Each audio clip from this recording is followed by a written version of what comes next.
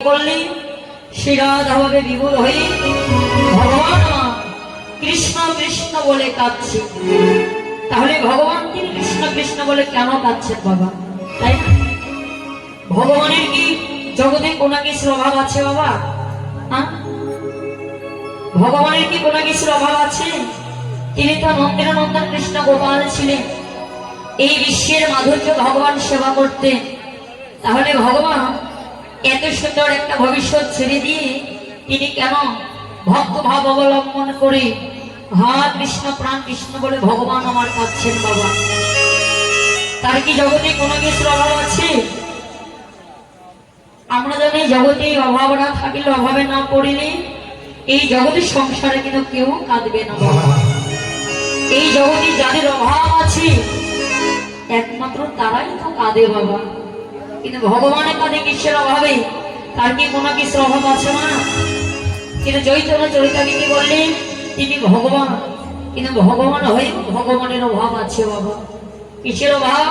কৈশোর মাধুরী মা, কৈশোর রাধত্ব মা, কৈশোর সুপিত ভোগ, এ তিন বাঞ্ছিত ধর্ম, এই ব্রজম হইল করুন, কি করিব রাধে তাহারই অবলয়। রাধে তোমার প্রেমটা কেমন? তোমার সেই প্রেমের মহিমাটা কেমন? তুমি আমাকে ভালোবেসে কতটুকু সুখ পেলে এই ব্রজ লীলায় তো আমার জানা হলো না। তাই ভগবান আমার দাবর যোগে শেষ ভাগে এসে মনে মনে ভাবনা করলে, তাই তো আমি অন্যান্য তিন যুগে অস্ত্র হাতে করে যুদ্ধ করেছি। কেননা রাম আদি অবতারে ক্রোধে যদি অস্ত্র ধরে অসুরের করে যে সংহার, এবে অস্ত্র না ধরিব, এই প্রাণে না কারে না মারিব, শুধুমাত্র এই হরিনাম দিয়ে, এই প্রেম ধাম দিয়ে এই কলির জীবনে উদ্ধারিব। নিতাই গৌর হরিব।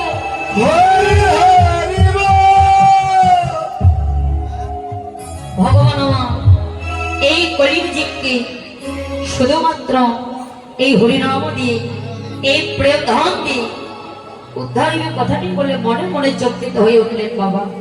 কেননা এই বিশ্ব ব্রহ্মাণ্ডে যা কিছু আছে সবই তো ভগবানের বাবা, তাই সবই তো আমার। কিন্তু এই প্রেমটা তো আমার নয়। শাস্ত্রে বললেন বৈকুণ্ঠ না বাহিরে, এই বৈকুণ্ঠ না ভিতরে, এই বৈকুণ্ঠ আছে সকল ভক্তি হৃদয় মন্দিরে। এই ভক্তি হৃদয় মন্দির ছাড়া কখনো কিন্তু প্রেম পাওয়া যাবে না। তাই ভগবান আমার সেই প্রেম ধারণ করার জন্য সমস্ত ভক্তি শাস্ত্রকে জিজ্ঞাসা করলেন, বললেন তোমরা আমাকে বলে দাও আমি কোথায় গেলে, কার কাছে গেলে, কি করলে এই প্রেম ধনটাকে আমি পেতে পারি? কিন্তু বাবা আমরা তো সবাই তো ভগবানের সৃষ্টি, তাই না? কিন্তু ভগবানকে কি উপদেশ দেওয়া যাবে বাবা? যাবে না। কিন্তু ভগবানকে ভালোবেসে উত্তর দিচ্ছে, সে দয়াময় যদি কোনোদিনে কমা পালে কোন নিষ্কিল ভক্তির স্বরূপ ধরে হৃদয় রঙে মাখিতে পারো, সেই তুমি তার কাছে ধনটুকু পেতে পারো। তাহলে আমাদের সেই ভক্তির সঙ্গ করতে হবে বাবা, সদসঙ্গ করতে হবে, ভক্ত সঙ্গ করতে হবে, বদনী কৃষ্ণ নাম করার অভ্যাস করতে হবে। কেননা যেদিন আপনি অচল হয়ে যাবেন বাবা, সেই দিন আপনি বদনী কৃষ্ণ নাম বলবেন, কিন্তু ওই নাম শুদ্ধভাবে বলতে পারছেন না। যে নাম শুদ্ধভাবে বলা যায় না ওই নামের কোনো ক্রিয়া হয় না বাবা। এই হরিনামের মধ্যে, এই ভক্ত সঙ্গের মধ্যে একমাত্র কিন্তু ভগবানকে পাওয়া যায় বাবা।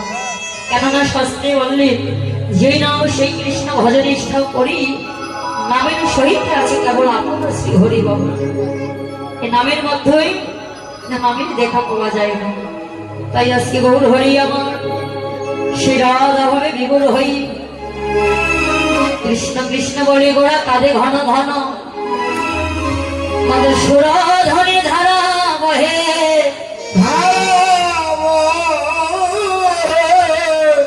গোড়া বাবুটি নয় ওরে সুগন্ধি জান্তন গড়া,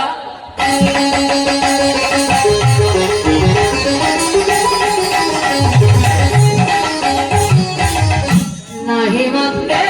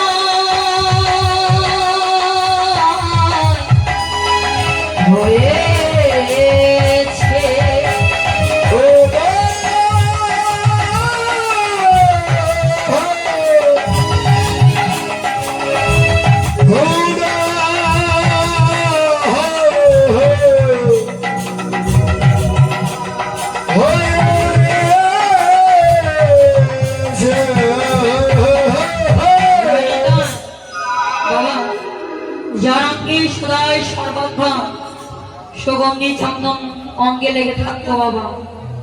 আজকে সেই গৌর হরি সেই ব্রজভাবে বিভোর হয়ে সুগন্ধি চন্দন অঙ্গে না মেখে এই সাধু গুরু বৈষ্ণবের চরণ ধলি গৌর হরি আমার হৃদয় অঙ্গে মাখছি। তাহলে ভগবান কেন তিনি ভক্তের চরণ ধলি হৃদয় অঙ্গে মাখছে বাবা? কেননা আপনি আশ্রয় ধর্মজীবকে শিক্ষা দিচ্ছে বাবা। আমি যদি বদনে কৃষ্ণ কৃষ্ণ না বলি তাহলে এই কলির জীব এরা তো কখনো বদনে কৃষ্ণ কৃষ্ণ বলবে না। আমি যদি কখনো ভক্তির চরণ ধরে হৃদয় অঙ্গে না মাখি তাহলে এই জগতে যারা কৃষ্ণ বহির্মুখী জীব এরা তো কখনো এই সাধুগুরু বৈষ্ণবের চরণ ধরে হৃদয় অঙ্গে মাখবে। এদের যদি পথ উপায় খুঁজে না দেওয়া যায় তাহলে এরা পথ পাবে কি করে? দেখুন বাবা, এই জগতের সংসারে দেখবেন যারা জ্ঞানী মানুষ হয় তাদের কিন্তু মারতে হয় না বাবা। হরি দেখবে কুবাচন শুনলে তাদের মনে বড় কিন্তু ব্যথা লাগে বাবা। দেখুন বিশ্বজীবের মতো এত বড় জ্ঞানী এত বড় ত্যাগী এই জগতের সংসারে কিন্তু আর কেউ ছিল না বাবা। বিশ্বনাথ হলো কেন? তিনি ভীষণ প্রতিজ্ঞা করে এসেছিলেন বাবা। কি প্রতিজ্ঞা করে এসেছিলেন? যেই দিন প্রথম তার নারীর বদন দর্শন হবে বাবা সেই দিন তার পরাজয় ঘটবে। হরি পরাজয় তো হয়েছিল তাই না? এ তন্ত্র আমারও একদিন ভগবানকে প্রতিশ্রুতি দিয়ে এসেছিলাম কি প্রভু এই জগতে যাচ্ছি আবার যেন সকাল সকাল তোমার কর্ম করে সকাল সকাল যেন এসে তোমার চরণে আমরা পৌঁছাতে পারি। আমাদের কি সে কথা মনে আছে বাবা? হ্যাঁ? যে বিস্ময় যেমন ঠিক তদ্রুপ আমরাও তেমনই বাবা। আমাদের এই দেহে যতদিন প্রাণ আছে ততদিন কিন্তু ছেলে মেয়েদের জন্য সংসারে আমরা যুদ্ধ করে যাব বাবা। এই দেহে প্রাণ থাকলে সহজে কি আমার কেউ অস্ত্র ফেলে দিতে চাইবো? আমার কে কি চাইবো? কেউই আমরা চাইবো না। অনেকেই বলে না, যদি মরার ঘাটে মরিস তাহলে নিজেকে প্রসাদ করে রাখিস। যে প্রসাদ করিতে করিতে সারাটা জন্ম গেল বাবা, প্রসাদ হয়ে গেল। যে প্রসাদ না বানিয়ে কিভাবে কৃষ্ণ ধনকে ধরে রাখা যায় বাবা, সেই চেষ্টা আগে